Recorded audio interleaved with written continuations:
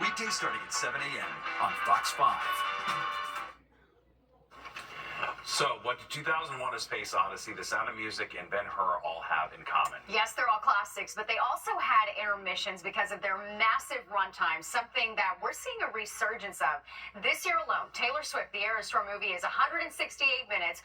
Oppenheimer clocks in at just over 3 hours, and Martin Scorsese's latest epic, Killers of the Flower Moon, runs a whopping 3 hours and 26 minutes, which, as Arthur Sheehan shows us, has some moviegoers calling for an intermission renaissance. Here's a movie trivia question. What do these three have in common? Oppenheimer, Killers of the Flower Moon, and Avatar, The Way of the Water. All big hits, okay? And film critics say all of them way over 2 hours long. To have people sit in a movie theater for 3.5 hours, nobody really wants that anymore.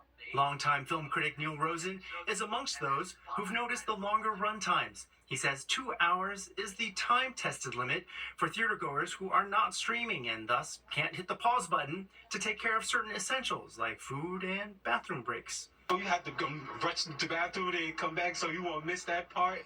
Some would-be moviegoers say it is the quality of the movies and the decline of the theater experience that's keeping them away, not how long they are.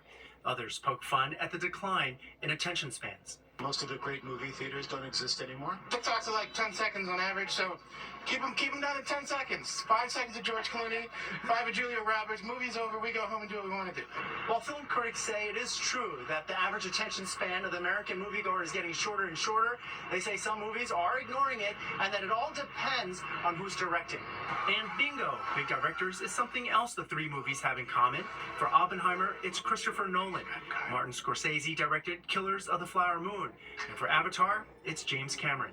If you're a nobody director or a first-time director or a director who's not at the, prestige level or financial success level of Christopher Nolan or of Martin Scorsese, they're not going to let you make a 3.5-hour film or a 3-hour film. In the end, moviegoers take it on a case-by-case basis. As long as it holds my attention, I don't mind. If it's long for the sake of being long, then I'm not so excited.